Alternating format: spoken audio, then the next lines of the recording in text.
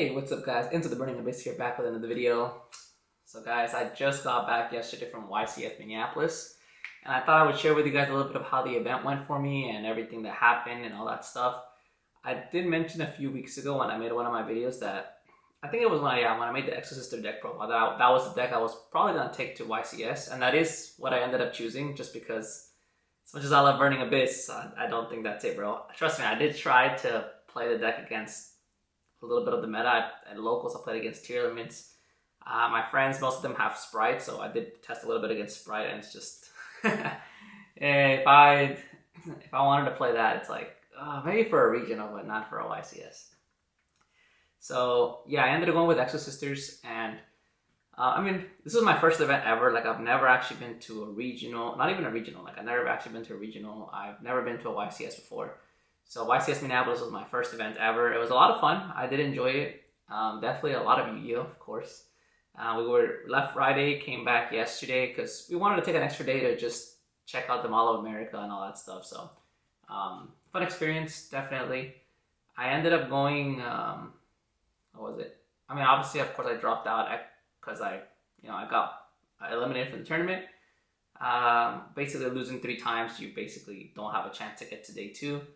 I basically went 3-3 or X3, however you want to call it. Round 6, I had my 3rd loss, so that's what I ended up losing. I don't think it was too much the deck's fault, and I don't think I misplayed too much. It's just, I guess, I thought Exosister would be a good meta call, not just because I like the deck, but also because, there's a lot of tier limit right now, and I know Runic or Sprite and Runic stuff is also pretty prevalent, which it was. But I felt like tier limits was going to be more the dominating deck in the format. And I mean, the top 32, I think there was, 9? It was like 17. I think it was like one more than half. I think it was 17 tier limits in top 32. That's slightly over half. So that's, that's a lot of tier limits. And there was a good amount of Sprite as well.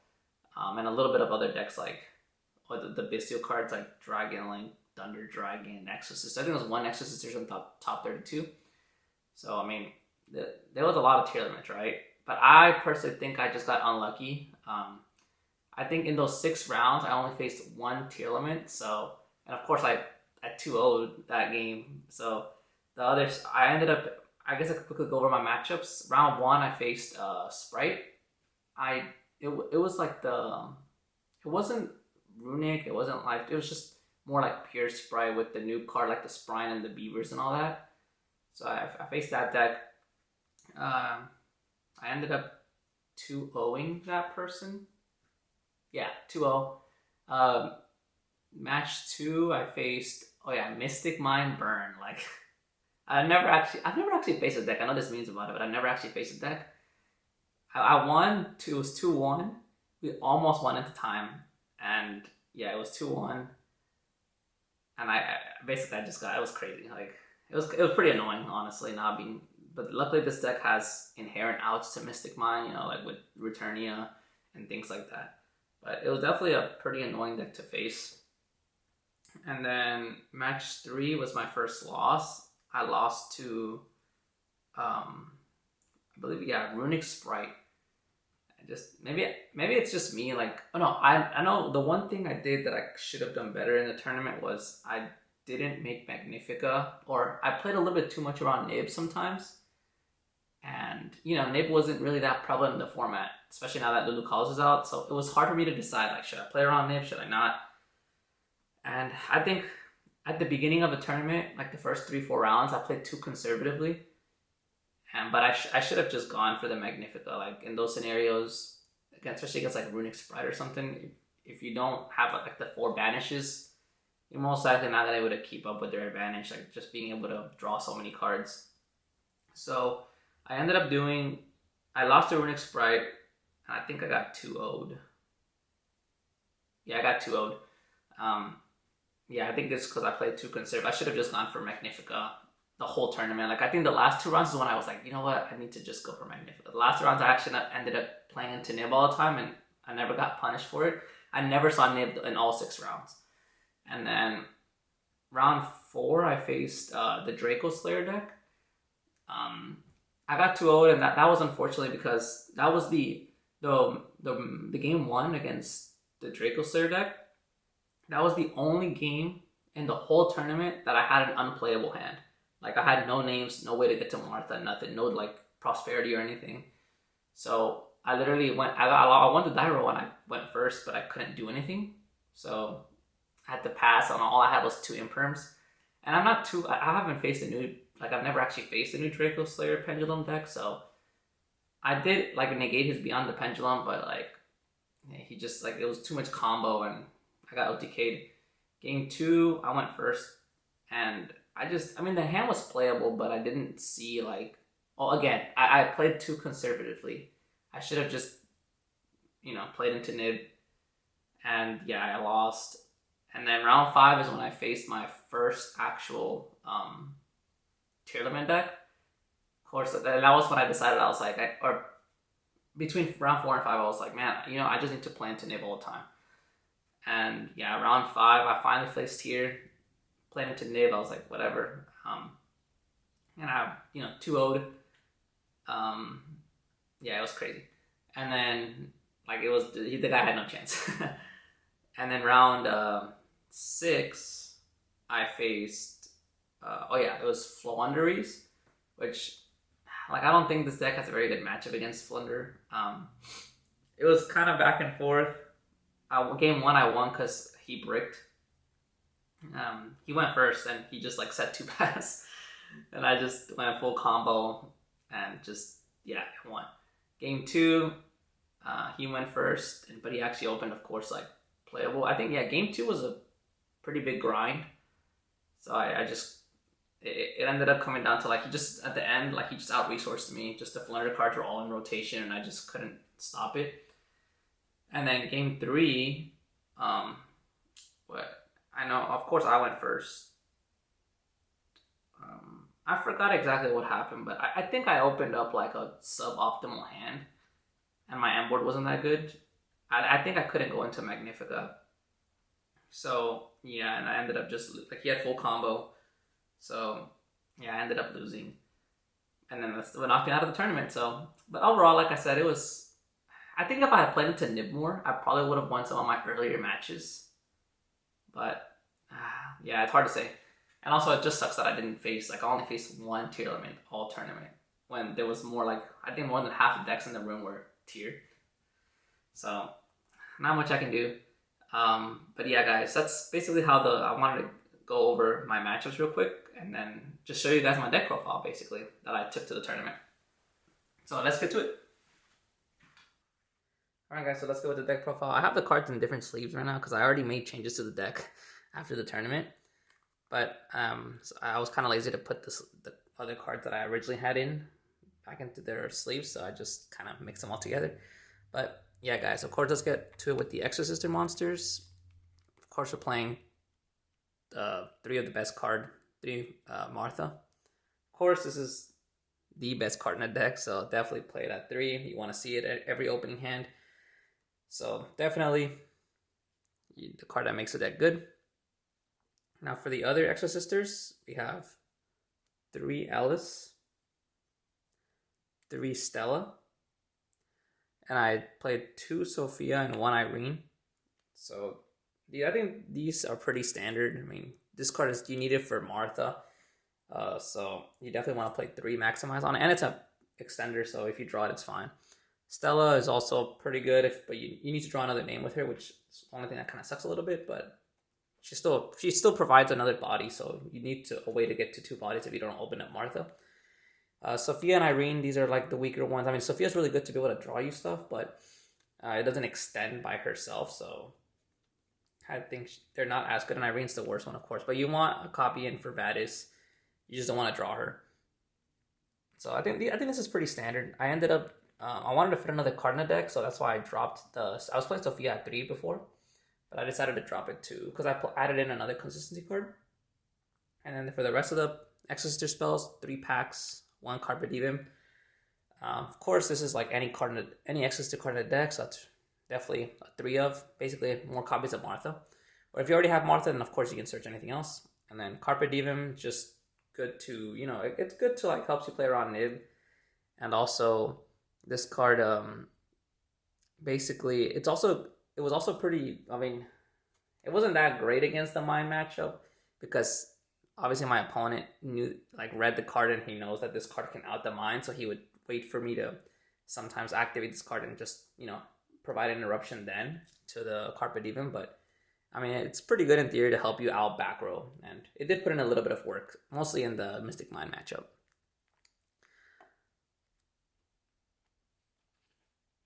But you can also call, obviously, other combo pieces from your opponent if you're able to execute on their turn.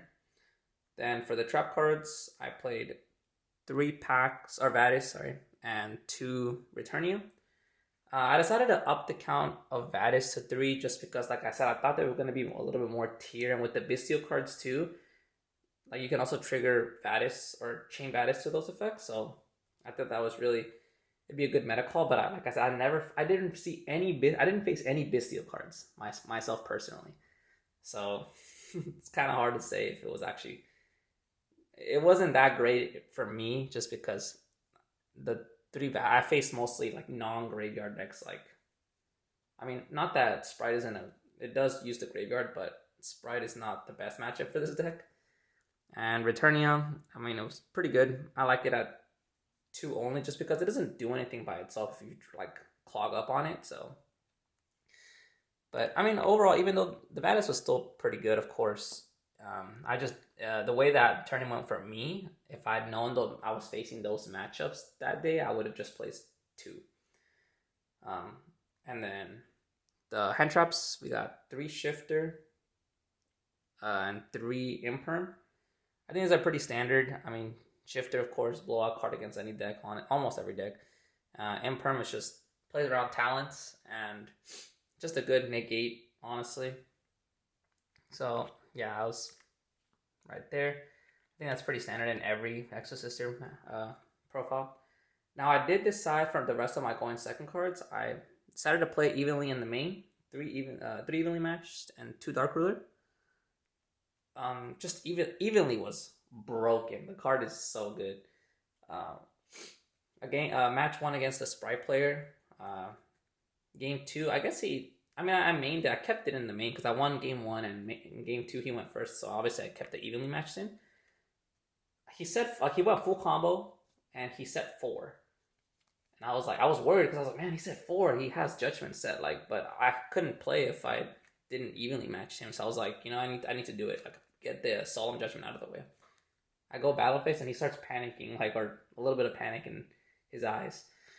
And of course, maybe he doesn't have it. And of course, I activate evenly match, and he didn't have the Solemn Judgment set. So it's just a misplay on his part, setting all his back row when he didn't have Solemn Judgment. And so I was able to just. He did chain D-Barrier, which of course is good against this deck, but I just ended up going Lina instead and just setting up my own trap cards. So basically, it's almost like I went first. So yeah, it ended. So this card was broken, and against the tier matchup, it was also really good. Dark Ruler, maybe because I played it at 2, I didn't see it as much. So, but it was okay. It wasn't great, but it was okay. Maybe in hindsight, I probably should have. Oh yeah, with some of the changes, I would definitely put Dark Ruler to 3 because Dark Ruler with evenly matched is just really good. Now the last going second card, I guess, or it's going first or second card. 2 Tactic Talents. Since I thought I was gonna be seeing a lot of Bestial cards too, those are basically hand traps, so you can tactics. But this was probably the least impactful card in my deck the whole tournament. I only used it 1 time, and it wasn't even that great because I was already kind of in a losing position, and yeah, it didn't win me back the game. And maybe I drew it 3 or 4 times, but the other times I never got to act. My opponent never activated a monster effect in the main phase, so they were dead. Yeah, I probably would cut this out going forward. I don't think it was that great. But it could just be because I didn't face that much tier. But with the matches that I faced, this card was, useless, honestly. And now for the consistency cards, we are playing 3 Pot of Desire. And this is one of the reasons I cut the Sophia down to 2. I put in 2 Small World because I wanted to maximize the chances of me opening or getting to Martha. And yeah, I think that's why I put it in the deck. And Small World, I mean, it's good, but I don't like how it's a -1 basically. That's what kind of sucks. Prosperity obviously is super good, and the nice thing is that they don't conflict with each other. So you can activate either or. So pretty good stuff. But I didn't really use Small World that much. I think I only resolved, not that it got negated, but actually opening it and resolving it. I think I only used it once the whole tournament, and I probably opened it up maybe like another 2 times on top of that. I think I only opened it like 3 times in the whole tournament, and 2 of the times I already had Martha, so it was kind of a dead card. So I don't know if I would. Oh yeah, I did take this out. Like in my new updated build, I did take the Small World out and the Tactics talents for 4 different cards. So yeah, that's it for that. And the last card of the deck, the one Called By. Of course, Called By is Called By. I mean, it works with your Martha too, so that's pretty cool. So that's it for the main 40 cards. Going into the extra deck, we got, of course, 2 Magnifica. Boss Masha the deck. This card's broken. I should have made it more, especially in the early rounds. I should have just played into Nib because no one was really playing it. I never saw it the whole tournament. So, and then of course 3 Michaelis. Michaelis is a really good card. Definitely the 3 of you you do go through 3 sometimes. So I definitely think that you need to have 3. Search a Spell or Trap and a target banish from field or grave. 2 Caspitel. The Monster Searcher. It's pretty good. I think it's pretty standard. I don't even think I ever went into 2 of them, but you do need it in case you do get into the grind. 2 Asofiel, the Dweller basically. Yeah, it's a good card. You probably don't need to, because if you resolve it once, it's like that already. You're normally gonna OTK next turn. So, but the second one was mostly prosperity fodder.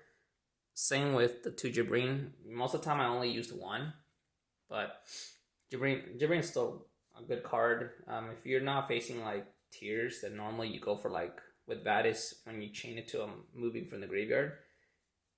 Then you normally go for Michaelis and Jibrin if you're not facing tier elements. So Jibrin, pretty good. But the second one was mostly also prosperity fodder. And then 1 Zeus, of course, XYZ deck. It didn't come up for me at all the whole tournament, but it's come up a little bit in testing, so good to have. And now we're playing the 1 Lina for if you get Ibly locked. When I got D-Buried, I did go into Lina just to have follow-up, to be able to search Martha later. Yeah, so it did come up in the tournament 2 times, I think. Yeah, it came up twice. And then the last 2 cards, Cherry Targets, Gigantic Sprite and Kikalos, of course. Getting rid of Kikalos is really good. Gigantic, the reason I decided to play Gigantic instead of Elf is because Gigantic is more of a problem against Exosister since it locks the opponent into 2s as well. So it stops Vadis a lot. So and with Elf, you want your opponent to move cards in the graveyard, so you don't really care about Elf in the Sprite deck. And last but not least, the side deck, the 3 Cherries and 3 Drolls. I figured there was going to be more Runic Sprite, and it was the only matchup I actually put it in against. Yeah, it was Runic and the Pendulum. It put in work against Pendulum, but the thing that sucks is that I drew 2 of them, so the rest of my hand didn't really have much gas. Now for the back row hate, 2 Lightning Storm, 1 Harpies.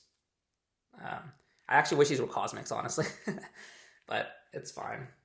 You want more back row removal? Going first cards, a Pointer, 2 D-Barrier, and 3 Judgment. So these are my 6 going first cards. I think they're pretty standard. Protect your back row, call fusions for this, and then seeing your opponent's hand. Never drew this, and never faced tier besides 1 time, and I didn't actually draw it. And then this card, it put in work against the Mystic Mind player, negating his judgment to stop my Harpies. So it came up. So that's basically it, guys. The whole deck. I enjoyed the tournament a lot. Leave a like, comment, subscribe if you guys enjoyed. Stay tuned for more content, and I will see you guys later. Peace.